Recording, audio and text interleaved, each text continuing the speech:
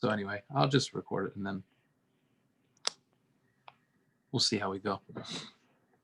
So in terms of so this is, the podcast is called Rising Phoenix Wellness, and the intention behind the podcast is really to have conversations about I guess healing and recovery, right? So giving people different conversations and different perspectives about how to heal, and also to destigmatize addiction, to destigmatize recovery, and really just alter the conversation around what addiction is, what recovery is, and provide, conversations that matter and make a difference in terms of the healing of people that are either dealing with addiction, or they have, people in their family or in their lives that are dealing with it and they've been impacted in that way.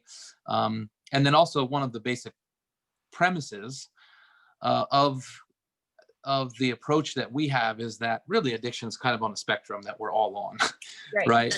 And the main thing that we deal with is really fear and disconnection, and that being that is the case, some people use different substances, different porn or food or alcohol or different drugs as a mechanism for dealing with, whatever inadequacies or whatever fears or, whatever it is that they're trying to deal with. And then unfortunately for many people like myself, it becomes a pattern of behavior that then becomes destructive, and, despite the negative consequences, that behavior continues. Right. So I think 𝘒𝘮𝘭𝘴 is the one that defines addiction as anything that you do repeatedly that has negative consequences on your life, and yet you do it anyway. That could make sense to me. Yeah. So that's really our goal in the podcast, is really just to bring awareness to different modalities. And so I am curious about, sort of learning more about what you do. So can you pronounce your name for everybody? I'm 𝘒𝘮𝘭𝘴. Okay. I thought it was probably easier than what I was making it out to be. But on when I saw your Instagram, I'm like, okay, I'm going to really need to make sure I pronounce her name the right way. Thank you so much for asking. Yeah. So, so we got connected by a mutual friend named Dave, 𝘜𝘮𝘭𝘴. I literally used to go to his Laughing Color shows when I was in college. Yeah. And we used to partake in all kinds of interesting activities afterwards through, mutual friends. Right. I went to Salisbury. It was Salisbury State at that time. Now it's Salisbury University. So he contacted me because, we're running the Recovering Me event, the virtual event, on December 6th. And the intention of that is actually to bring people who have all different approaches to recovery into one place, and give people sort of a buffet of different approaches to recovery, so that they can find one that really resonates with them. And I mentioned when I was talking to him, he's used SMART recovery. And I told him that, I've had some of my own experiences in the past with psilocybin and different things. Ayahuasca one time in a yoga studio in New York. But it was kind of prior to a lot of the issues that I had with addiction. And so when I found out that people were actually using these different plant medicines to recover from, PTSD, depression, different kinds of addictions, it's been something that I've been fascinated about. And so when I asked him about it, he recommended that I talk to you. So we are.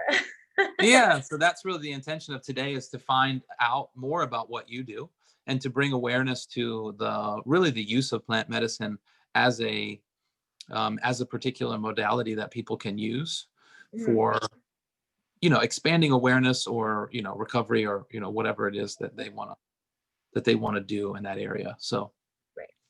On that note, can you share a little bit about what it is that you do as a context for the conversation. Okay, so this is a hard thing to kind of cover. So I'm not like licensed in anything in particular. I just happen to have a passion and a way of like explaining things to people that makes it easier to understand.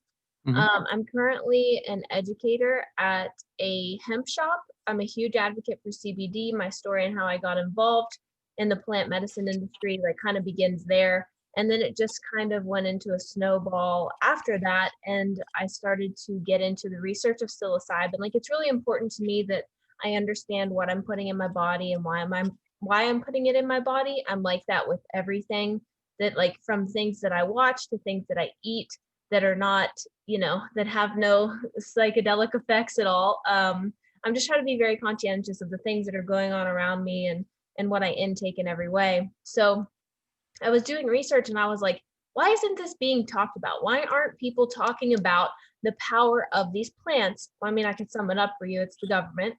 They don't get any kickbacks from nature, which is why marijuana and hemp were illegal for so long. Why psychedelics plants are illegal still. There's just the government can't make money off of healed people. Right. Like if you're healed, there's no, we can't send you to a recovery center. There's no kickbacks for pharmaceuticals to help you stay clean or, to help you, like if you're not depressed or if you're not anxious, like, then they don't have all of these kickbacks that they can get from these or pharmaceutical companies. So, in essence, what I just try to do is I pull all of the information that I get out of hospital studies, at least for the most part, and like some personal testimonies of people that I know, because I tend to draw the conversation to myself, as I mentioned to you before. Yeah.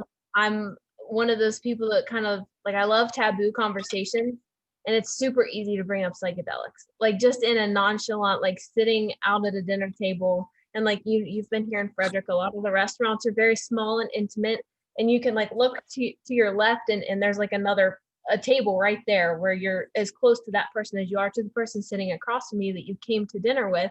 And then Right. you pick up a conversation, and I oftentimes just throw out something about psychedelics. And it's amazing at how many people have had an experience with psychedelics, specifically mushrooms, and they say that it is one of the most monumental and most spiritual experiences they've ever had, but they never feel like talking about it to anybody.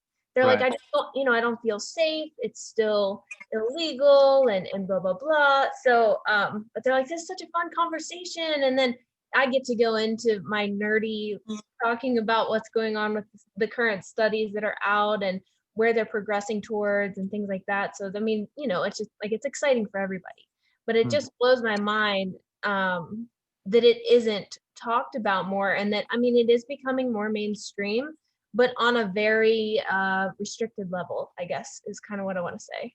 So Yeah, I think for sure the acceptability of it will come a little bit more as it gets into the medical sort of field.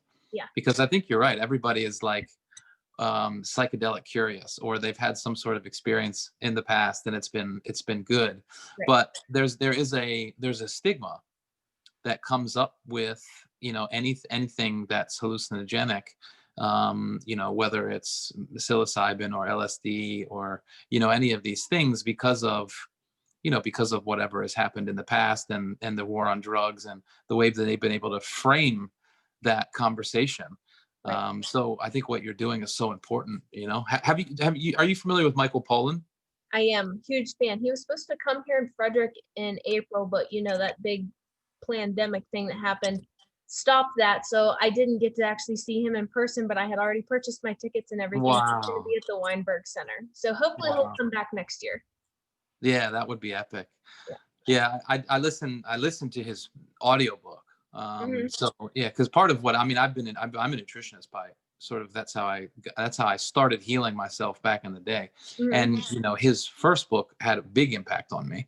And then when because I would consider much more kind of a mainstream voice, when he wrote the book called Changing Your Mind, which is all about psychedelics. And then he was on podcasts talking about, his own personal experiences and, such a powerful, it's such a powerful vehicle when someone who's not kind of alternative kind of person steps in and says, hey, we should really start to pay attention to Right. this.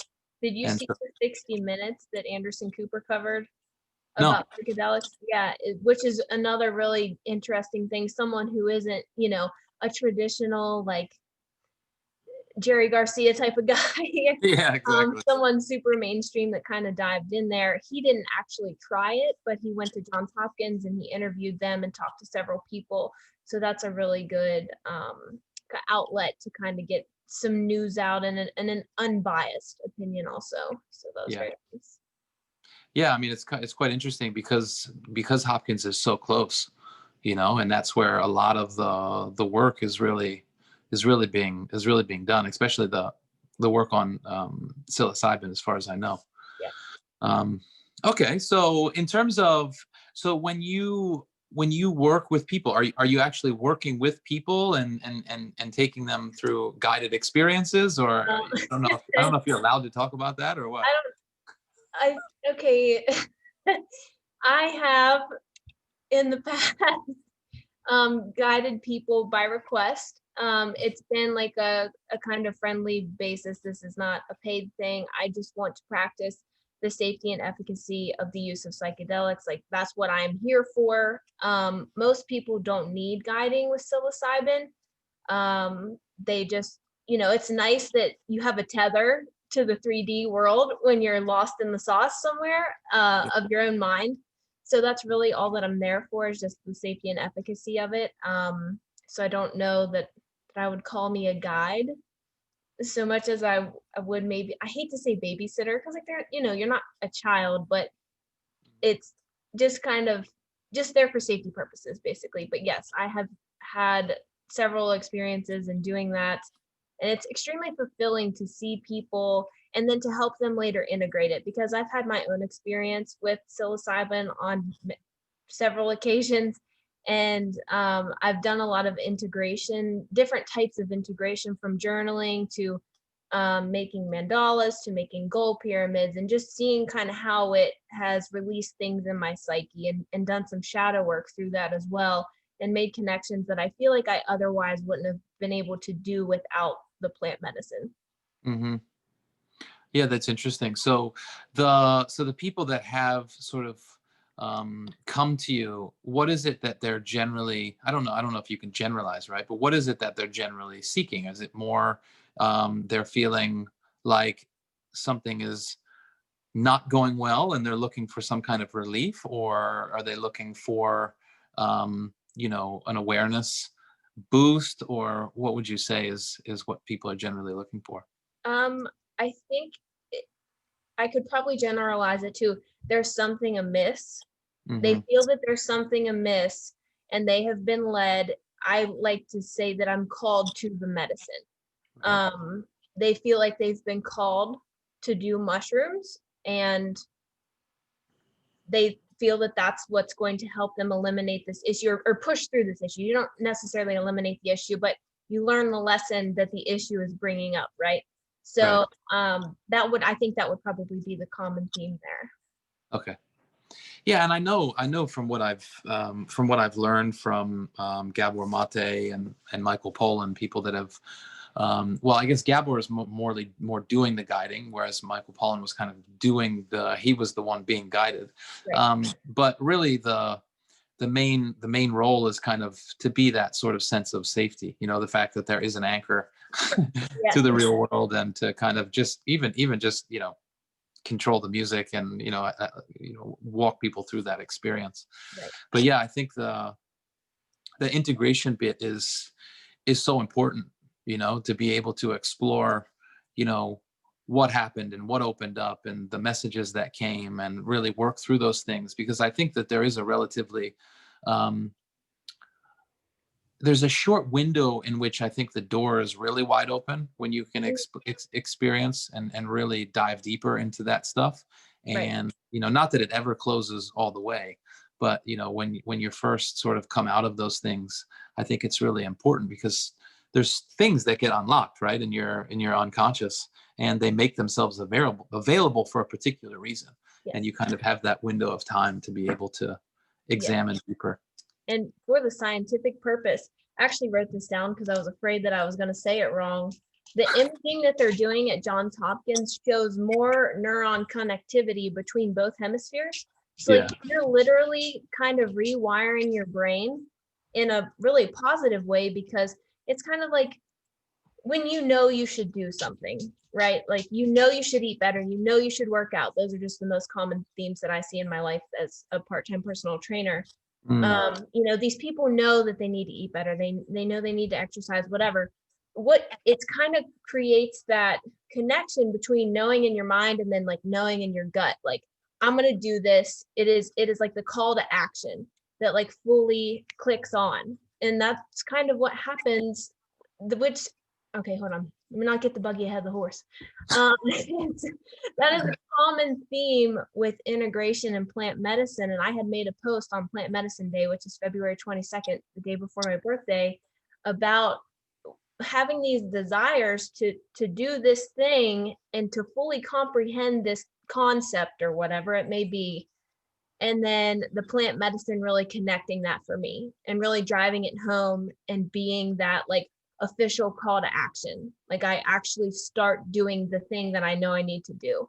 And that has been a common theme with everybody else that I have helped and talked about, even just had a general conversation with on integration with plant medicine, specifically psilocybin. Yeah.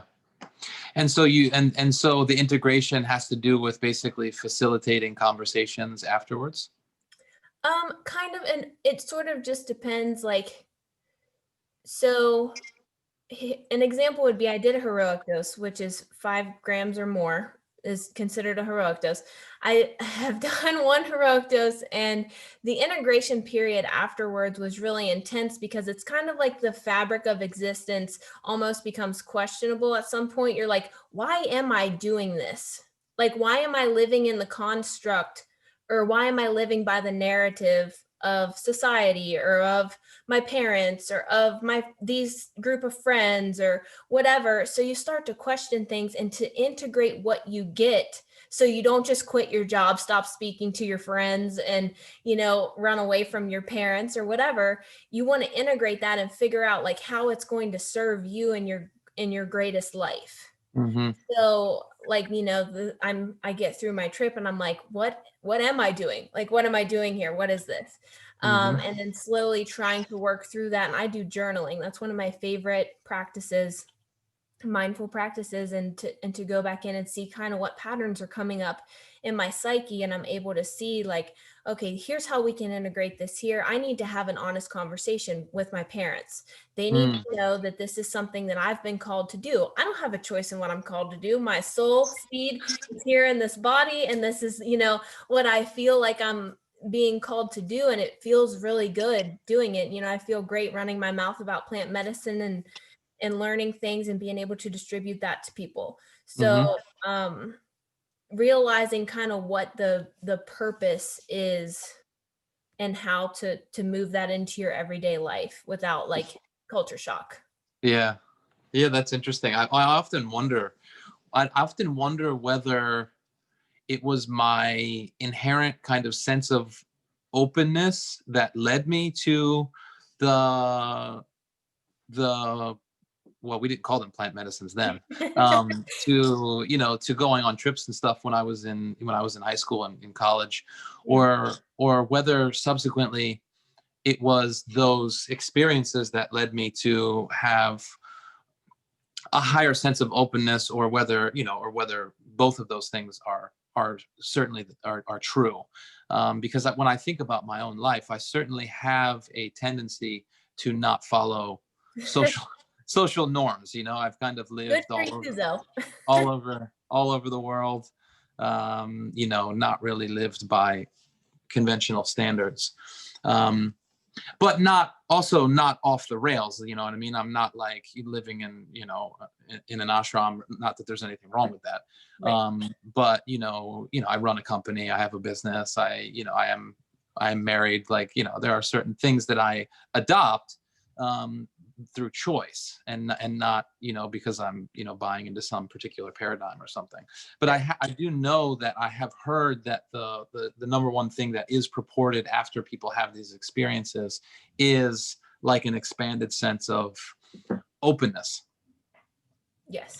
So that I can imagine that's something that's very important. And I often think of like in the movie The Matrix or in Inception, you know, and it maybe in Inception in particular, when there's sort of it becomes aware of the person who's doing the experiencing that they are just experiencing something, and that now they're experiencing the Yes. experience, and Right. there's sort of there's a destabilization that happens, which is not a bad thing, right? There's a destabilization which calls into question the stability of the whole structure of the, you know, what they're experiencing, and then that can really open up to something else.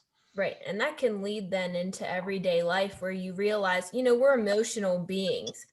You can be walking and having a great day, and just like all of a sudden these overwhelming emotions or energies or whatever kind of comes into you. And it's like, you aren't those emotions or those feelings. Like, you can be a witness to those things and not have to attach anything to it. Mm, Which is really just kind of like a sort of Buddhist and Taoist way to move through the world. Is just like, I am a soul having a human experience. Like, right. I'm not sure what all this means. Does everything have to have a meaning? Maybe not, but like, how, you know, how can we move through this peacefully, especially if it's not something that like came from us necessarily. Hmm. And so when you put it that way, right? So I think the witnessing part is really important, which is why really meditation has had such a profound impact on my own sort of recovery journey, right? And Mm. I do see that I do see plant medicine as being something that can um, give you something similar to what meditation does, but in a much like more immediate way, Yeah. right? You know, and gives you that powerful sense of witnessing. Um, so is that something that grows as people have more experiences with the plant medicine? Does it stack that way where it kind of grows out, or do you Um, have experience with that? I would say that it's a little bit different for everybody. It's not necessarily something that you could mark it on a graph. It kind of Mm, depends on what the individual is going through and the purpose of, you know, are you using it for a healing purpose, or are you kind of just using it, you know, to like play around, test the right. waters and have fun, or, you know, like it's a lot of like the set and the setting is something that's really important. Yeah. And that goes, you know, with how things go for the individual, if that makes Yeah. sense. Yeah, totally. I mean, you know, we used to go to this place called Wilmer's Farm back in the day, and you know, it was all woods, and there was like the, you know, the Dark Star Orchestra type like dead music and reggae Yeah. music, and it was on a farm. And you know, I remember at that time, because I hadn't, you know, I was very, I guess, young and naive or whatever, and so we were doing it for kind of to have fun, but also because of just to have an expansive experience of life, you know, for a particular period of time. And you know, Right. who I didn't know at that time that it would be something that would be so profound, you know.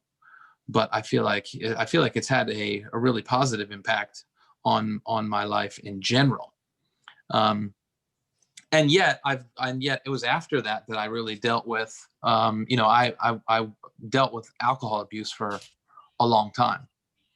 And so, you know, as I'm now coming back into, you know, being interested in different kind of modalities for healing, I remember those experiences with such um you know, just such a strong feeling of love and connection to people around me, and you know, this sense of like feeling really small in something that's extremely expansive, you know, like not limited to our own perspective, which I think happens a lot. Yes, So, I would agree with that. And I think that, oh, go ahead.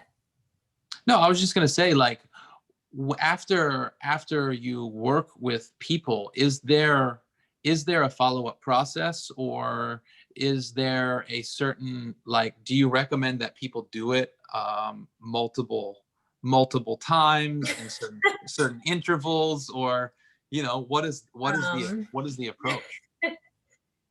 so the only thing that I recommend is that you don't do it more than once every 6 months for most people. Hmm. It's just not necessary, and it tends to just create not problems, but it creates a kind of like confusion at that point. Hmm. And it's like, when you're called to the medicine. Right. Like I have microdosed for a really long time, and then psilocybin tells me, listen, we need to chill. Yeah. And then I was going through, like, anytime that I do a trip, I wait until it's like, okay, it's time. It's kind of hard to explain, and it's almost like it's such a spiritual thing, and like a lot of people aren't, super spiritual, so it's kind of hard to explain what that's like, but it's like you just have this feeling that okay, yeah, like it's time that we go on a trip Yeah. and stay in our house. We're gonna go on a faraway trip, but not actually physically go anywhere. So, yeah, I don't like I said, everybody's so different. I have someone who I've guided on a trip, and he has since become a very, what would you call it? We'll call him an astronaut of the mushrooms. He's like super into investigating the different kinds of breeds, or strains that there are, and seeing the kind of different effects that they may have. And so far, he hasn't concluded much. But he's someone who goes on regular trips, and that works for him. He's a very, very unique individual. I've never met anyone quite like him in any way. So, he's able to do that, and that works for him. And he feels like that's him kind of paying dues to the medicine, so that he's going to be able to distribute this information to other people at some point in time, which I think will be really cool. But, everyone's kind of a unique situation. Yeah. Yeah, I think it's interesting. I mean, even with the recovery journey that I've been on for a while, it's kind of like, since the beginning of the pandemic, something just changed, and I felt really like, okay, I need to really come out of the closet and have conversations about this stuff. And I couldn't really explain it. And then I started doing podcasts, and everyone that I talked to, it's like the sense of, okay, this is the right thing. Just Right. really, it's very overwhelming. One time I started crying in the middle of a podcast, because I had such That's a strong awesome. sense, yeah, that I was like Yeah. on the right path. You're following your soul's calling. Yeah. This is Yeah. the hero's journey, and you're on it, and you're Yes. following it. And that's important. Yeah. And I think that's such a valuable thing that the plant medicine can make available, because I think one of the things that we as human beings don't do really well now, because of the immediacy of everything in our lives at the moment, is spend a lot of time with ourselves, and tapping into, is what I'm doing what I want to be doing, or am I just living out some sort of program that I see on the internet or whatever all of the time? Right. So I think it, providing that time to actually slow down and get into the intuition and really have that sort of perspective, is something that's so important. Right. I agree. Yeah, that's interesting. I had a woman. I was working with a woman in Bali. So I lived in Indonesia for about 5 years, and Bali's. I was living in Jakarta, which is close to Bali, and she used to work with 𝘒𝘭𝘴. Are you familiar with 𝘒𝘭𝘴, the Peruvian frog? Yeah, I have heard of it. I'm not, personally familiar with it, but yes. Okay. And I asked her the same question. I think she probably thought it was funny. It was like, so I'm like, okay, so before I went, I'm like, okay, so like, do we do this like 3 times, days in a row? Or because I had a lot of things going on at that time. And so I'm like trying to pack it in and trying to get the best bang for the buck. It's like totally an American approach to plant medicine. I'm like, Right. how many times do we do this?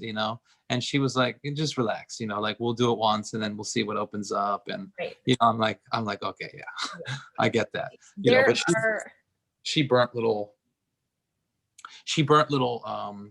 little openings in your skin. That's what yeah, you do.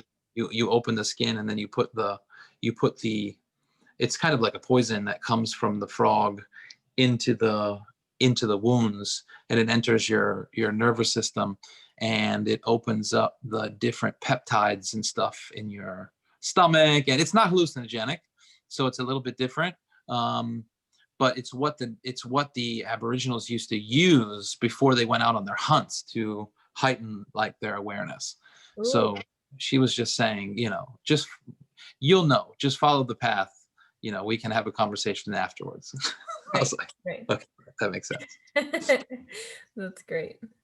Yeah, so there are retreat centers. So I just recently found this out. There are there are several churches in America that are able to practice ayahuasca, 𝘒𝘭𝘴, psilocybin sort of retreats, if you will. And I have several friends that have done ayahuasca.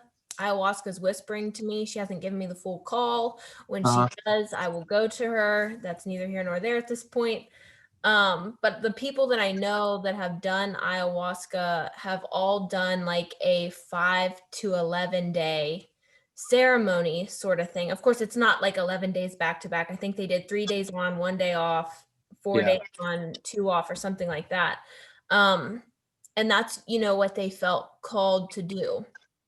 I'm not a I'm not a professional shaman or anything. It's just kind of, I want everyone to just practice safety and efficacy. I guess it seems like I'm more the person that you kind of get your toes wet with. Not because I don't know things and I haven't been around the block, but just because that's just kind of the people that are drawn to me, I guess. Yeah, and that's maybe, and that might be where you are at the moment, and then who knows where you'll be at, It's a surprise. Later on. You just keep kind of following the path. Right.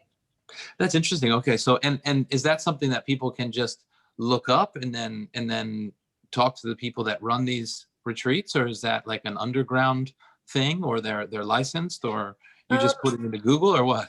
I think it's kind of more a word of mouth thing. And I think that they are licensed. Like I said, I just recently found out about it, and I've asked for more information just because I was completely ignorant to this. I thought that everything that was going on in America, basically, for the most part, was kind of done underground wise. But I guess that's not actually the case. So when I find out more information, I would love to let you know. Yeah, that'd be great. Yeah, I mean, the way that I found out about the one in it was New York. It was just in a little yoga center. Just a friend of mine who's just said, hey, this doesn't come around very often, but this is what I'm doing, and if you want to partake, I did like a little interview, and they told me certain fasting, and you have to do X, Y, and Z, and then right. So I can definitely see where being in a different setting and then doing it as an experience would be something that would be a very different experience. Because I was left afterwards, not having any information going into it. Like now I've listened to Aubrey Marcus's podcast and, heard so many different people talk about it. So now I feel like I have a better understanding of what happened, whereas then there's no understanding of what I was going into. It's just kind of like, okay, let's do it and let's show up. And, it was really powerful. There was a shaman that came from, I think he came from Peru. He didn't speak English, but they used the tobacco that went into the nose. And then they had the little, this little box that it's kind of like a drum, like the box drum. Sing their 𝘒𝘮𝘭. Yeah, they sang the 𝘒𝘮𝘭, and that was just really beautiful. It's like there was a time towards the end where I could stand up and dance, and it was nice. In the beginning there was no stand up. It was like full on experience. But yeah, I certainly think that they are experiences that I would recommend. Everybody try at least once. Maybe not ayahuasca, but psilocybin or some sort of, some sort of experience, Right. because of the awareness opening. I feel like, yeah, I just feel like there's an epidemic of judgment and closed-mindedness, Yes.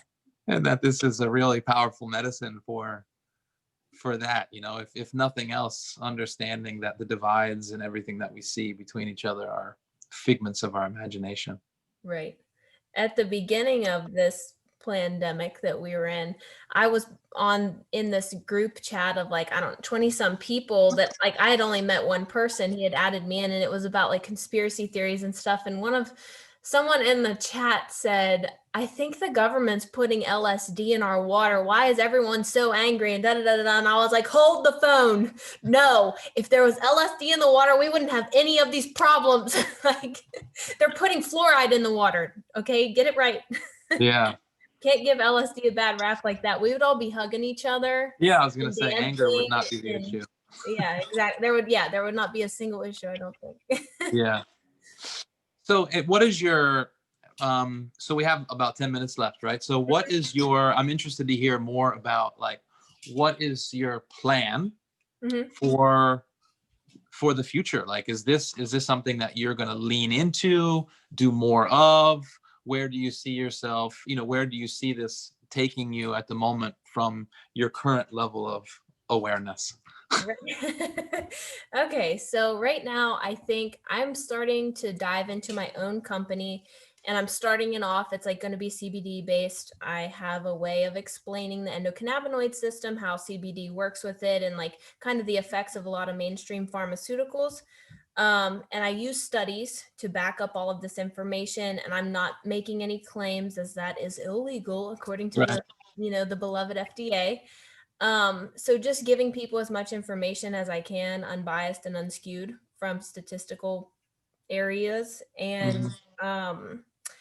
I'm going to also be reaching out to some recovery centers, speaking of recovery, and Mhm. talking to them about getting some like people I currently do bookkeeping for a recovery center also. Okay. I'm kind of intertwined in many, many areas. But my plan is to go to some recovery centers in the area and talk to them about incorporating CBD into their regimen, especially after clients leave. Because one of my favorite studies of any kind of plant medicine was done at Mount Sinai, and there was 42 abstinent men and women. They had been clean from heroin for, I want to say, like 60 days. So what they did is they played a video of like sunshine puppies, whatever, and they had measured heart rate and cortisol levels in saliva. So they did a placebo and then they Uh-huh. did administrations of 400 or 800 milligrams of CBD. And then they measured these cues um, throughout a week's time, like from the initial point of taking the CBD and then 3 days later, and then 4 days later, making that 7 days after the initial distribution of the CBD. And the cortisol levels and pulse was significantly lower in the people that did receive the CBD once they saw the drug related cues, like Mhm. heroin paraphernalia, someone putting something into their veins, and things like that. So just trying to distribute that kind of information and how it can help people, because it reduces anxiety Right. and stress levels, and it helps maintain the GABA uptake in the amygdala and things like that. So I think it would be really beneficial for people who are coming out of recovery to be able to supplement with that. And especially a lot of holistic areas and a holistic retreat centers and things for addiction and recovery are trying to do more with plants, but they're not able to back it up with anything. And I'm hoping that my ability to bring all of these statistics and studies would maybe make them more apt to be accepting of it and want to move forward with it. Right. So that is in the immediate future. And then following that, my kind of plan, if you will, we'll see, things change so rapidly these days. Yeah. But I would like to do a wellness center that is centered around different healing modalities. So I want to do sound therapy, reflexology, Reiki.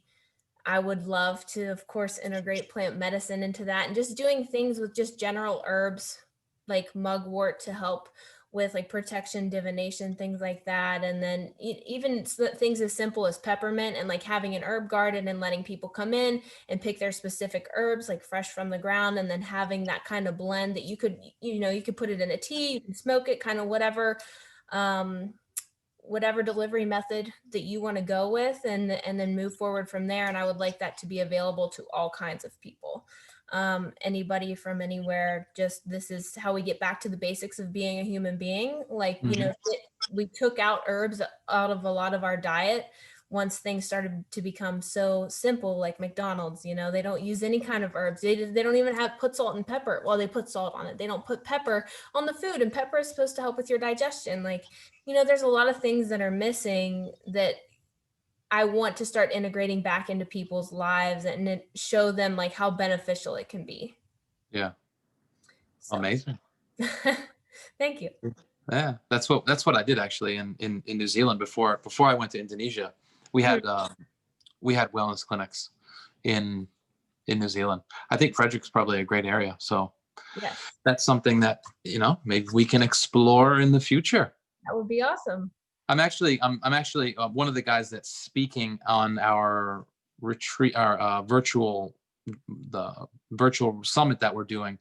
Is a guy named Tim Ringgold. He has a company called Sonic Recovery, where they use like music as a really powerful recovery tool. Yeah. So it's not something that I've spent a lot of time learning about, but I'm super interested about that side of things, because I think you're right. If you have the food and the movement, which you're already doing, and you add some sound therapy and different herbs and different things like that, and you do come at it from a holistic perspective, it's really amazing what kind of difference and transformation that people can have. Yes, in their health.